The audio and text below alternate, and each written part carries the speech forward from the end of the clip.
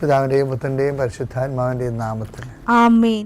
എൻ്റെ പ്രിയപ്പെട്ടവരെ, ഇന്ന് ജൂലൈ 6-ാം തീയതി തിങ്കളാഴ്ച. അമ്മേ പരിശുദ്ധ അമ്മേ, അമ്മേ പരിശുദ്ധമേ, ദൈവമാതാവേ, കൃപാസനത്തിലൂടെ ഞങ്ങൾക്കും ഞങ്ങളുടെ ദേശത്തിനും അമ്മ മധ്യസ്ഥം തേടി തന്ന എല്ലാ അനുഗ്രഹങ്ങൾക്കും കൃപകൾക്കും ഞങ്ങളിപ്പോൾ ഹൃദയം നിറഞ്ഞ നന്ദി പറയുന്നു.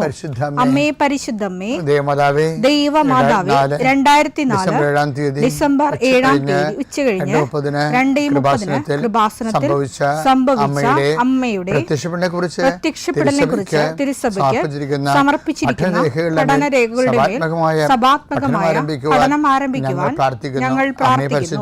അമ്മേ പരിശുദ്ധമേ, ഭൂസ്വർലോകങ്ങളുടെ രാജ്ഞിയായ അങ്ങേയ്ക്ക് ഭൗമസംരക്ഷണത്തിനായി പ്രപഞ്ചപ്രകൃതിയെ തന്നെ തിരുസഭ പ്രതിഷ്ഠിക്കുവാൻ ഈ പ്രത്യക്ഷീകരണം വഴി ഇടയാക്കണമേ. പരിശുദ്ധമേ, ജപമാല മാതാവേ, സകല കൃപാസനം പ്രാർത്ഥനയോടും ചേർത്ത് ഞങ്ങളിപ്പോൾ പ്രാർത്ഥിക്കുന്ന ഈ കുടുംബത്തിന്റെ പ്രത്യേക നിയോഗം പറ മക്കളെ.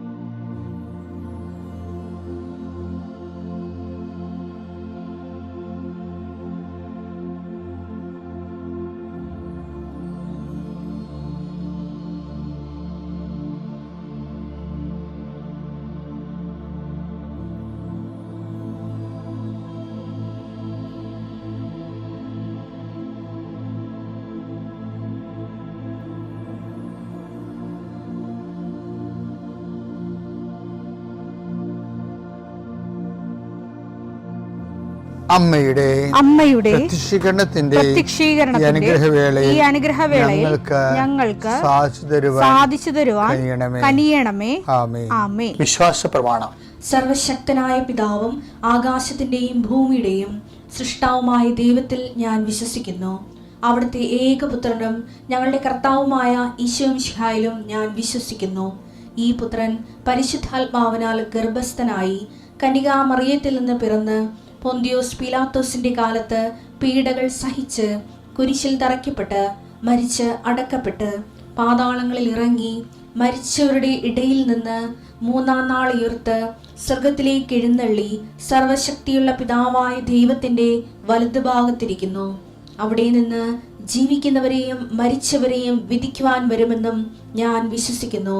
പരിശുദ്ധാത്മാവിലും ഞാൻ വിശ്വസിക്കുന്നു.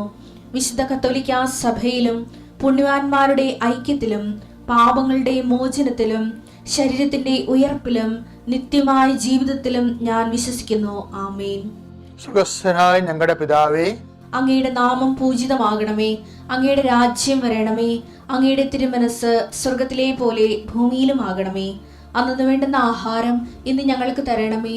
ഞങ്ങളോട് തെറ്റ് ചെയ്യുന്നവരോട് ഞങ്ങൾ ക്ഷമിക്കുന്നത് പോലെ ഞങ്ങളുടെ തെറ്റുകൾ ഞങ്ങളോടും ക്ഷമിക്കണമേ.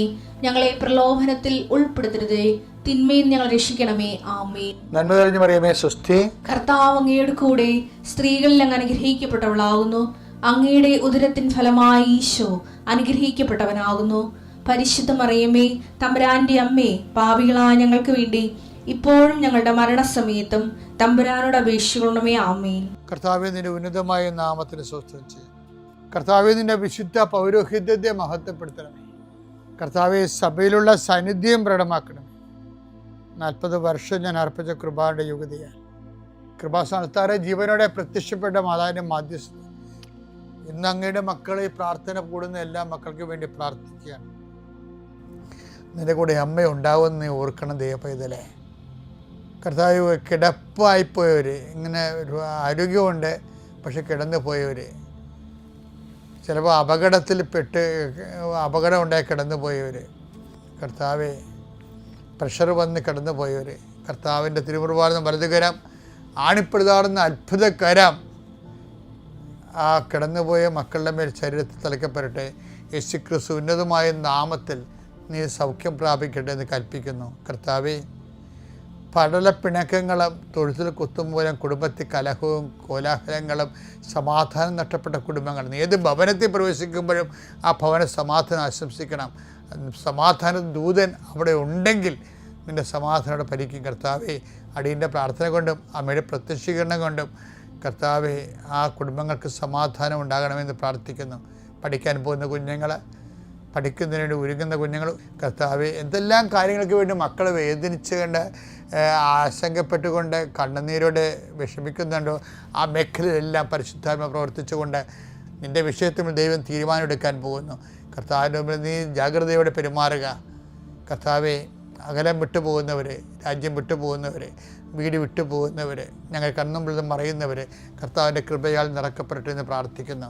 എൻ്റെ കർത്താവെ, ജോലിയില്ലാത്തതിൻ്റെ പേരിൽ വിസ പുതുക്കാത്തതിൻ്റെ പേരിലും യാത്രയ്ക്ക് നാട്ടിലേക്ക് വരാൻ പറ്റാത്തതിൻ്റെ പേരിലും തിരിച്ചു പോകാൻ പറ്റാത്തതിൻ്റെ പേരിലൊക്കെ കുടുങ്ങി കിടക്കുന്നവർ, എൻ്റെ കർത്താവിൻ്റെതുമായ എന്തെങ്കിലും ബന്ധനങ്ങളെ ഞാൻ അർപ്പിച്ച 40 വർഷത്തെ ബലിയുടെ ശക്തിയാൽ ബന്ധിക്കുന്നു, അഴിച്ചു മാറ്റുന്നു.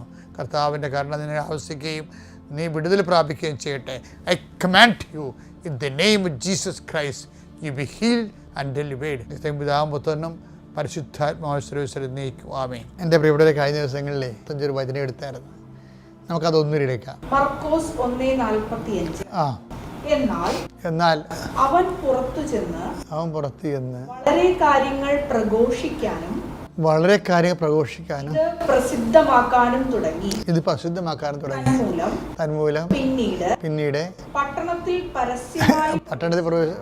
പരസ്യം പ്രവേശിക്കാൻ യേശുവിന് സാധിച്ചില്ല. അവൻ പുറത്ത് വിജനപ്രദേശങ്ങളിൽ തങ്ങി. ജനങ്ങളാകട്ടെ എല്ലായിടങ്ങളിൽ നിന്ന് അവന്റെ അടുത്ത് വന്നുകൊണ്ടിരുന്നു. ഇതിനകത്ത് എനിക്കിഷ്ടപ്പെട്ട വചനം അറിയാം, തങ്ങി എന്നുള്ള വാക്കാണ്. ഇപ്പം നമ്മൾ കഴിഞ്ഞ ദിവസങ്ങളിൽ പറഞ്ഞത് എന്താണ്? ഒരു വഴി അടഞ്ഞെന്ന് കണ്ടാൽ, അല്ല അവിടെ കലുഷിതമാണെന്ന് കണ്ടാൽ കർത്താവ് വേറെ വഴിയെ പോകും. അതുപോലെ തന്നെയാണ് ഇപ്പോൾ ആ കുഷ്ഠരോഗി സുഖപ്പെട്ടപ്പോൾ അവനോട് പറഞ്ഞായിരുന്ന കർത്താവ്, ആരോടും ചെന്നൊന്നും പറഞ്ഞേക്കരുത് എന്ന് പറഞ്ഞായിരുന്നു. പക്ഷേ ആ അണ്ണൻ പോയി എല്ലാവരോടും പറഞ്ഞ്. അത് കാരണം യേശുവിനെ പരസ്യമായിട്ട് നടക്കാൻ പറ്റുന്നതിനല്ല, യേശുവിനെ ശത്രുക്കൾ യേശുവിനെ അന്വേഷിക്കാൻ തുടങ്ങി. അപ്പോൾ ശത്രുപാളയത്തിൻ്റെ മണം വന്നപ്പോൾ യേശു എന്ത് ചെയ്ത്? പിന്നെ പ്രൊസീഡ് ചെയ്തില്ല. പിന്നെ എന്ത് ചെയ്ത്? അവൻ വിജനപ്രദേശത്ത് തങ്ങി എന്നാണ് പറയണത്. വിജനപ്രദേശം എന്ന് പറഞ്ഞാൽ എന്താണെന്ന് അറിയാമല്ലോ. അത് ഒരേ സമയം തന്നെ ദൈവസന്നിധാനമാണ്. ദൈവസന്നിധാനത്തേക്ക് അവൻ തങ്ങുകയാണ്. നമുക്ക് ചുറ്റും വിഷയങ്ങൾ കോംപ്ലിക്കേറ്റഡ് ആകുമ്പോൾ നമുക്ക് തങ്ങേണ്ടി വരും കർത്താവിൻ്റെ അടുത്ത്. പിന്നെ മുന്നോട്ട് പോകരുത്. ഇപ്പം കേസ് കൊടുക്കേണ്ട കേസാണെങ്കിലും ഇപ്പം ഞാൻ ചിലരോടൊക്കെ പറയും, കേസ് കൊടുക്കേണ്ട, വരട്ടെ, വെയിറ്റ് ചെയ്യും, പ്രാർത്ഥിക്കെന്ന് പറയും. എന്താ കാര്യം? ഇപ്പോഴും നമ്മൾ ഈ കേസ് കൊടുക്കാൻ വേണ്ടി ഇങ്ങനെ വികാരം കൊണ്ട് നിൽക്കുന്ന ആൾക്കാരില്ലേ,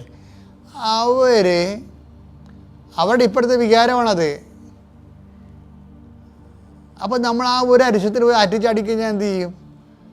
പിന്നെ നമുക്ക് കുറച്ച് കഴിയുമ്പോൾ കേസ് പരിശുദ്ധാത്മാവ് പ്രവർത്തിക്കാൻ തന്ന സമയത്ത് കേസ് പിൻവലിക്കാൻ തോന്നും. കാര്യം നമ്മൾ അറിയാതെ നമ്മുടെ വക്കീൽ തന്നെയായിരിക്കും അപ്പുറത്തെ വക്കീലും, അല്ലെങ്കിൽ നമ്മുടെ വക്കീലും, നമ്മുടെ വാദിയാണെങ്കിൽ പ്രതിഭാഗം വക്കീലും ഈ നമ്മുടെ വക്കീലും കൂടി ഒരു ക്ലാസ്സിൽ പഠിച്ച ആൾക്കാരായിരിക്കും.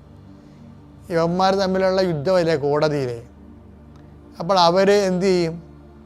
അവർ 10 പൈസ ഇവരിൽ നിന്ന് 2 പേരിൽ നിന്ന് ഉണ്ടാക്കിയിട്ട് ആ സംഭവം അവസാനം കൊണ്ട് കോംപ്രമൈസ് ആക്കും. എന്നാൽ പിന്നെ ആദ്യം ചെയ്യാൻ പാടില്ലേ? അത് ചെയ്താൽ അവർക്ക് കാശ് കിട്ടുക. അപ്പോൾ അതുകൊണ്ട് ചില സമയത്ത് നമ്മൾ പ്രൊസീഡ് ചെയ്യരുത്.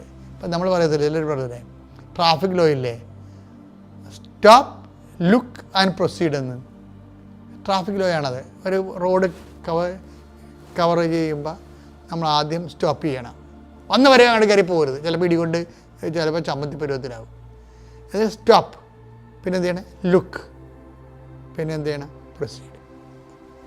അങ്ങനെ അത് ട്രാഫിക് ലോ അല്ലേ. പക്ഷേ ബൈബിളിൽ ലോ ലുക്കില്ല. എൻ്റെ അകത്ത് സ്റ്റോപ്പ് എന്ന് പറഞ്ഞതിന് ശേഷം പിന്നീട് പറയും ഹാൾട്ട് എന്ന് പറയും.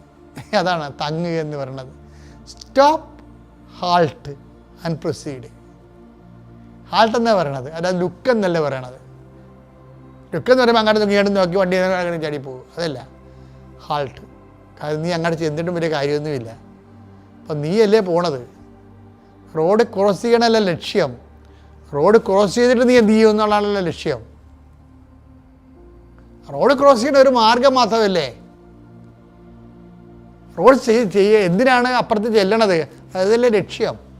അപ്പോൾ അതുകൊണ്ട് ബൈബിൾ പറയും സ്റ്റോപ്പ്, ലുക്ക് ആൻഡ് പ്രൊസീഡ് അല്ല, സ്റ്റോപ്പ്, ഹാൾട്ട് ആൻഡ് പ്രൊസീഡ്. ചില സമയത്ത് ഹോൾട്ട് ചെയ്യണം, കേസൊന്നും കൊടുക്കേണ്ട, അവിടെ നിൽക്കാൻ പറയണം, നിൽക്കട്ടെ, എന്നിട്ട് പ്രെയർ ചെയ്യണം, എംപവർ ചെയ്യണം, നമ്മളെ തന്നെ എംപവർ ചെയ്യണം. പിന്നെ നമ്മൾക്ക് വേണ്ടി വാദിക്കാൻ കർത്താവ് ഫീൽഡിൽ വരും, വരണവരെ നമ്മൾ വെയിറ്റ് ചെയ്യണം.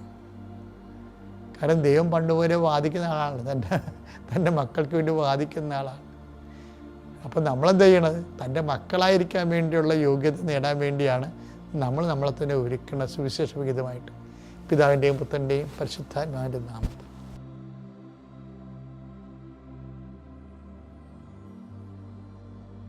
അത്യപൂർവ ദൈവാനുഭവങ്ങൾ ഇനി നിങ്ങൾക്കും സ്വന്തം. ഈ യൂട്യൂബ് ചാനൽ ഇതുവരെ സബ്സ്ക്രൈബ് ചെയ്തിട്ടില്ലെങ്കിൽ ഇപ്പോൾ തന്നെ സബ്സ്ക്രൈബ് ചെയ്യുക. ഈ വീഡിയോ ഇപ്പോൾ തന്നെ നിങ്ങളുടെ സുഹൃത്തുക്കൾക്ക് ഷെയർ ചെയ്തുകൊണ്ട് കർത്താവിൻ്റെ പ്രേക്ഷിതരാകുക.